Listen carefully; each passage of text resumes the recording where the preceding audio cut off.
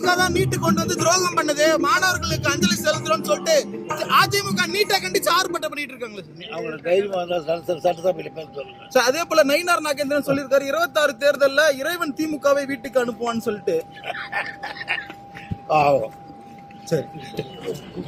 மேகதாது அணைக்கு டெக்னிக்கலா இது அனுமதி கொடுத்துருக்காங்க இல்லையா, திட்ட மதிப்பீடு தயாரிக்கிறதுக்கு, அது ஏன் ரத்து பண்ண தமிழக அரசு கோரவில்லை அப்படின்னு சொல்றாங்க எதிர்கட்சிகள். அவங்க பாட்டு ஒரு டிபிஆர் அவங்க பணம் கொடுத்து டிபிஆர் தயாரிக்கிறாங்க. அதனால நமக்கு என்ன இல்ல, மத்திய அரசு அனுமதி கொடுத்துருக்கு, அதை வச்சுதான் அவங்க எல்லாமே பண்றாங்க. நான் சொன்னேன் சார், உங்களுக்கு 100 தடவை சொல்றேன்.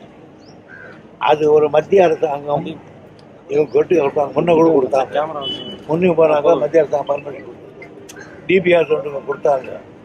அதை வந்து அந்த சென்ட்ரல் வார்டு கமிஷன் இருக்க அவங்க தான் அனுப்பாங்க.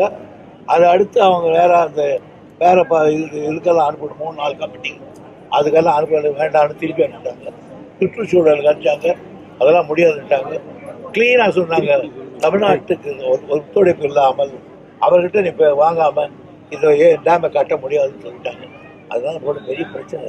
முல்லை பெரியாருக்கும் மேகதாதுக்கும் ஏன் ஒரு கண்டன தீர்மானம் தமிழக அரசு கொண்டு வர மாட்டேங்குது, எதிர்கட்சி தலைவரே கொண்டு வந்தாங்க. எதுக்கோ தீர்மானம் கொண்டு வராங்க, அது ஏன் கொண்டு வர பயப்படுறாங்க அப்படின்னு சொல்றாங்க. எது கண்டனம்? நாங்கள் தான் செய்தி வேலை கண்டன தீர்மானம் நாங்கள் பண்ணிக்கிட்டு இருக்கோம். பிளே ஸ்டோர் மற்றும் ஆப் ஸ்டோரில் இருந்து பாலிமர் செயலியை QR கோடு மூலம் பதிவிறக்கம் செய்யுங்கள்.